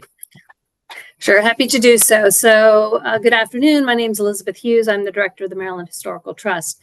The Weather It Together program came into being as a result of immediately following Hurricane Sandy. And the National Park Service made funding available to states impacted by Hurricane Sandy to stand up various types of programs and support projects. We used some of that funding to create the Weather It Together program, which was designed to, it was staffed by one contractual position, and it was designed to conduct outreach to local governments to try to ensure that there were components in their hazard mitigation plans that dealt with cultural resource impacts that we were seeing that had been something that really wasn't looked at as much in the past. And that staff person was providing direct technical assistance, model training modules, and that sort of thing. Under that program, we also created a few technical assistance guidance manuals that remain on our website, even though the contractual person is no longer with us because the funding ran out. So we prepared one manual that dealt with how to address vulnerable archaeological sites, sites that are impacted by climate change or sea level rise or repetitive flooding, as well as a guide that dealt with how do you adapt historic structures in a sensitive way for things like sea level rise and climate change.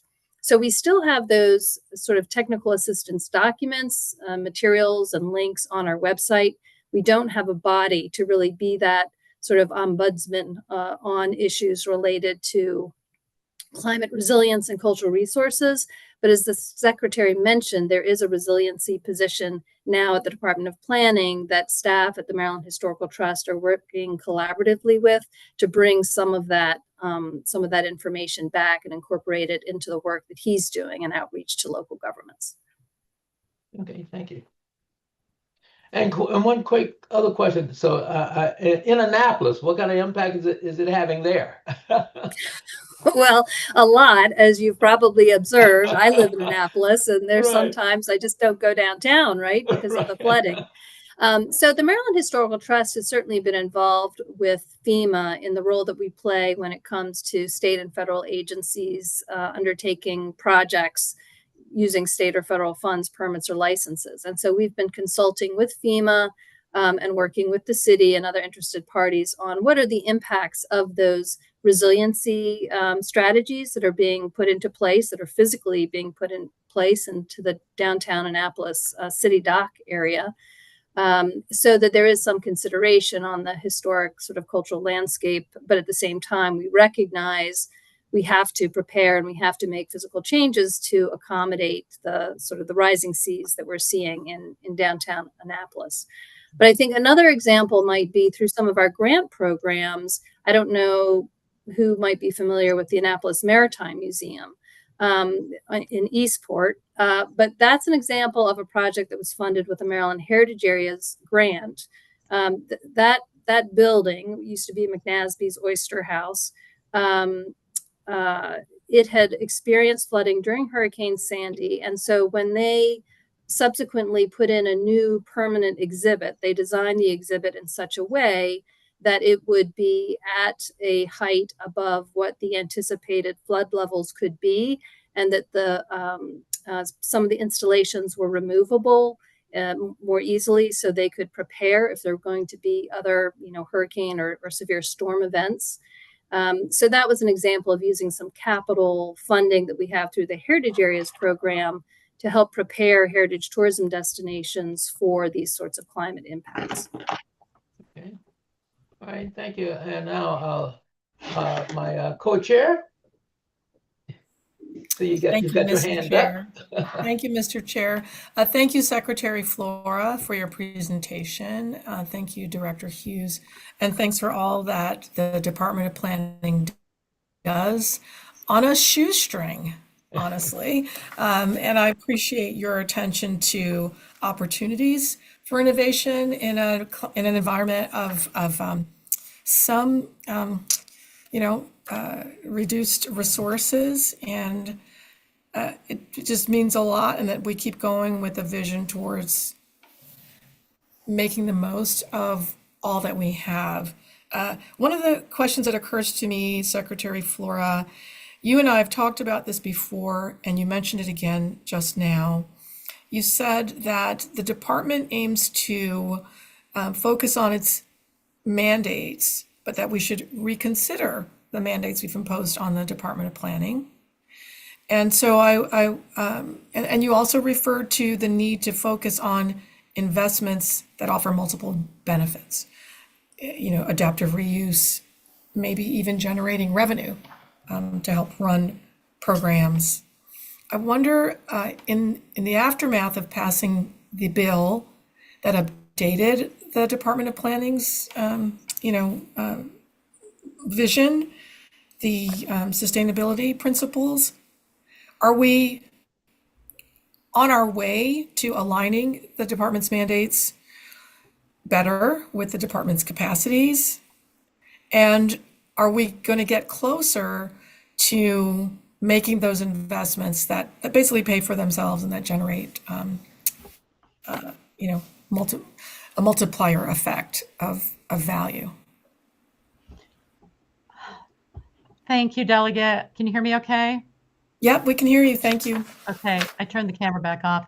The fun part of being on the Eastern Shore, which is where I'm at before I head to Columbia tonight, is internet is often spotty, but I'm here. To address your question, I think we're on the path. Yes, that's the short answer.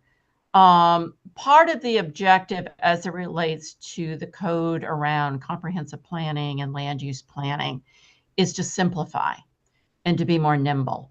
What I observed when I first came in, almost going on 3 years ago now, is everything had become overly complex. And it wasn't necessarily, like resiliency wasn't even in which we've put that in there. So the part of the goal is to simplify, create clarity, better alignment, less prescriptive, because I think the more prescriptive we are with things like land use, when we have a state that's, as many states, but I think ours is unique, of course, where we need to allow for more adaptability at the local level. At the same time, local levels have to accept their responsibility, but to the extent that we can make it easier through less prescriptive aspects of our comprehensive planning and land use planning codes, so that it doesn't take an attorney to interpret it, I think that's better for everyone. And so, yes, we're on a path, I think, absolutely. I think regarding the other, mandates I was referring to, the other thing I observed, and we've been going through the process now, going into our next session, is always looking for mandates that maybe are outdated. One of the things I observed for the Maryland Department of Planning, at least for our planners, many other aspects, is we were asked to do a lot of reviews, but there was no indication of, well, what happens after the review. There was no, and so we were spending a lot of time doing a lot of reviewing with no requirements to necessarily have anything come out of that or have it be tied to anything. So I was asking my staff when I started to observe this, well, what's the impact? So for me, either less reviews, because if they're not having any impact at the end, are we really using our time well? Or if the review is something that it could be beneficial, how do we help ensure that that's somehow integrated into processes, whether it be funding or policy? And so I think it's just being more mindful, not just to review for the sake of reviewing and coming up with a report, but what are we doing with that? And I've seen a lot of that. I've also seen, so many commissions and things that were asked to staff that we just don't have the bandwidth anymore. And are these all necessary? Are there opportunities for consolidation? I think these are just big picture questions we all need to be asking, because it's the other part of the efficiency equation and how we're using the time we do have and the staff we do have, all of us, in an efficient manner. And is it addressing the priorities of our state? And so I think it's more in that context, which we will continue to be looking for ways to modernize, innovate, look for redundancy, look for better efficiency, and that includes our policy. Thank you. I guess what you're really talking about is governance and how we carry out good governance, effective governance, making best use of public resources for the greatest public good. And I'm guessing that everyone in this Zoom room would sign on to a program to do that. So thank you, Madam Secretary, and to your whole team. Thank you very Thank much. you, Mr. Appreciate you. Okay. And I guess we're getting close to that hour. So I've got one quick question, Secretary Flora. We're talking about climate-related events, how are Maryland Heritage Area Authority grants going to be used to support both sustainability and resilience?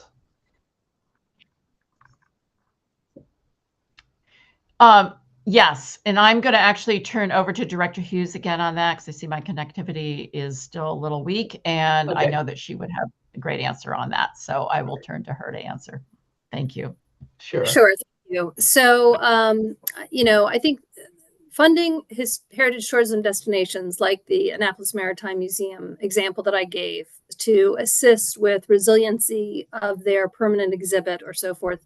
I think when Secretary Kurtz shared some slides, he showed the Point Lookout lighthouse down there at the tip of St. Mary's County. That's a good example of a capital project that was undertaken, not with Heritage Areas funds, but it certainly is the type of project that would be eligible, where work was done to the foundation of the structure such that water could flow through as the tides would rise and would not knock the historic building off its foundation. So those sorts of climate adaptation strategies that still retain the historic integrity of the structure, but allow it to withstand changes in the water levels. Other types of non-capital activities that the Heritage Areas Program funds, which I think is important in terms of resiliency, speaks to what sort of Secretary Addix was talking about, the experiential education sort of piece of how we learn as humans. And so there's a lot of environmental education opportunities that are funded through the Heritage Areas Program. So things like the programs on the Sultana out of Chestertown, or the Skipjack Martha Lewis out of Havre de Grace, where folks are being taken out on the water and are having an opportunity to talk about the changing cultural landscape, what we are observing firsthand, and what that means to our future, the future of our communities. And then the last thing I might mention when it comes to thinking about resiliency and climate change is sort of the emotional toll that it's taking on our communities, and particularly in terms of thinking about traditional lifeways that we have in Maryland, related to fisheries, related to agriculture, and so forth. And so thinking about ways in which projects that are funded through programs like the Heritage Areas Program, grant program, can work with communities to reflect on where we've been as a state, what our history has been, and sort of where we want to be going forward. So it really is acting as a way to engage the public in reflecting on our past, and also sort of thinking about our future and where we're going next. And it does that in a lot of ways with our history, with all types of history that we have here. But I think it has a special opportunity when it comes to looking at climate issues in our communities. Well, I thank you, Ms. Elizabeth. Do we have any additional questions? Well, if not, we really want to thank Secretary Kurtz, Secretary Addix, and of course, Secretary Flora for the wonderful presentations today. And it was very, very informational.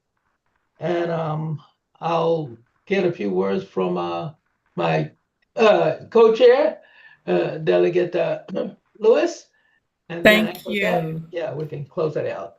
Okay, thank you, Senator. So I share my fellow chairs' appreciation for all of our state agencies present today, to the secretaries for taking time out of their busy schedules to talk with us and share updates.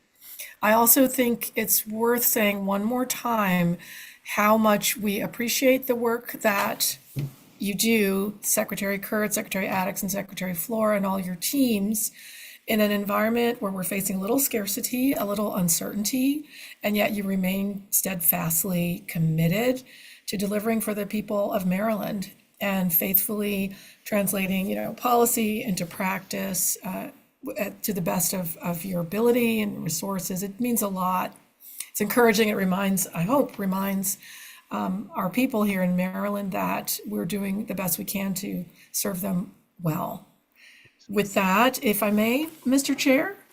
Yes, go right ahead, Madam Chair. I'll go ahead and thank you all again for being here, and call this meeting to an end. We are adjourned. Thank you. Thanks, Good day, everyone. everyone.